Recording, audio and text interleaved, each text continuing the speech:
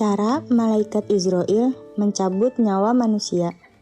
Malaikat yang diciptakan oleh Allah Subhanahu wa Ta'ala memiliki tugas masing-masing. Salah satu malaikat memiliki tugas sebagai pencabut nyawa, biasa disebut malaikat maut. Nama malaikat pencabut nyawa atau malakul maut dalam Islam yakni Israil. Meski penamaan itu masih diperdebatkan di kalangan ulama. Menurut Syekh Sa'ad Yusuf Mahmud Abu Aziz dalam Mausu'ah Al-Huquq Al-Islamiyah, nama Israil sendiri muncul dalam keterangan-keterangan Israiliyat atau riwayat yang dibawa oleh orang-orang Yahudi dan Nasrani. Lalu, bagaimanakah cara malaikat maut mencabut nyawa manusia? Simak berikut penjelasannya. Sosok malaikat maut. Malaikat maut ketika mencabut nyawa tidak menampakkan wujud aslinya. Malakul maut memperlihatkan wujud yang berbeda saat mencabut nyawa orang mukmin dan orang kafir. Disebutkan dalam kitab At-Tazkirah karya Imam Syamsuddin Al-Qurtubi, malaikat maut akan menampakkan wujud yang menyeramkan ketika mencabut nyawa orang kafir.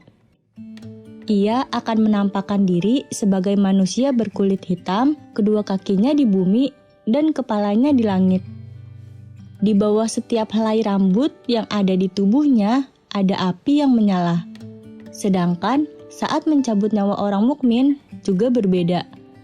Malaikat maut akan menampakkan wajah rupawan, berpakaian indah, beraroma harum, dan penampilannya sangat menarik ketika mencabut nyawa orang mukmin.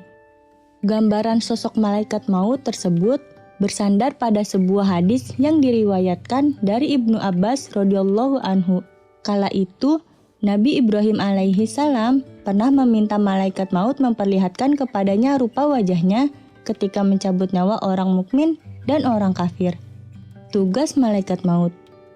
Tentang tugas malaikat maut sebagai pencabut nyawa diterangkan dalam Al-Quran surat As-Sajdah ayat 11. Allah Subhanahu wa Ta'ala berfirman yang artinya, katakanlah malaikat maut yang diserahi tugas untuk mencabut nyawamu akan mematikanmu, kemudian kepada Tuhanmu lah kamu akan dikembalikan. Allah Subhanahu wa Ta'ala juga berfirman dalam surat Al-An'am ayat 61-62 yang artinya, dialah penguasa mutlak di atas semua hambanya, dan dia mengutus kepadamu malaikat-malaikat penjaga.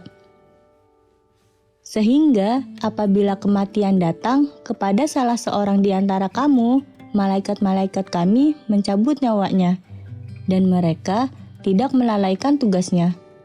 Kemudian mereka, hamba-hamba Allah, dikembalikan kepada Allah, penguasa mereka yang sebenarnya.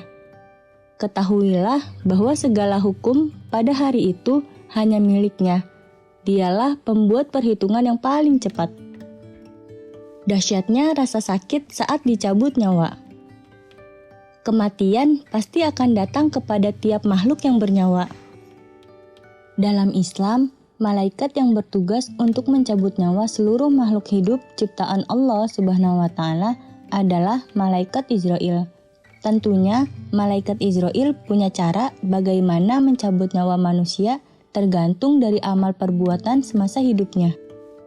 Namun, baik buruknya amalan seseorang, peristiwa terpisahnya nyawa dengan raga tetap teramat menyakitkan. Rasulullah Shallallahu Alaihi Wasallam bersabda, sekiranya sekaratul maut itu kira-kira 300 kali sakitnya dipukul pedang. Hadis riwayat Ibnu Abu Dunya. Nabi Idris alaihi salam yang memohon kepada Allah Subhanahu wa Ta'ala agar malaikat Israil melakukan cara terlembut dan halus dalam mencabut nyawanya, masih tetap merasakan sakit yang luar biasa. Bagaimanakah rasa mati itu, sahabatku? Tanya malaikat Israil.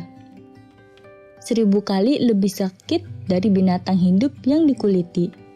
Jawab Nabi Idris alaihi salam. Caraku yang lemah lembut itu baru kulakukan terhadapmu, kata malaikat Israil.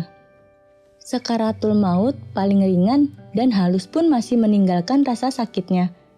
Rasulullah Shallallahu Alaihi Wasallam pernah bersabda, kematian yang paling ringan ibarat sebatang pohon penuh duri yang menancap di selembar kain sutra.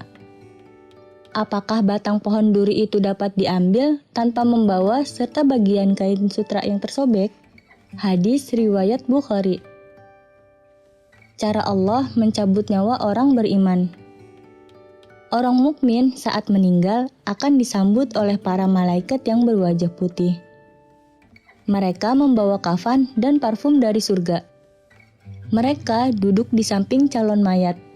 Para malaikat mulai mencabut nyawa dari kaki sampai lutut, kemudian diteruskan oleh malaikat lainnya sampai ke perut. Lalu diteruskan sampai ke kerongkongan, kemudian malaikat maut duduk di samping kepala calon mayat dan berkata, wahai jiwa yang patut, wahai jiwa yang tenang, keluarlah menuju ampunan dan ridho dari Allah. Karenanya, keluar roh dengan lembut seperti air yang menetes dari bibir tempat air. Malaikat maut mengambilnya dan segera dimasukkan dalam kafan yang diberi parfum dari surga itu. Keluarlah dari ruh itu bau yang sangat wangi seperti bau parfum yang sangat wangi di bumi. Yang artinya, sekali-kali tidak. Sesungguhnya, catatan orang-orang yang berbakti benar-benar tersimpan dalam Illiyin. Dan tahukah engkau apakah Illiyin itu?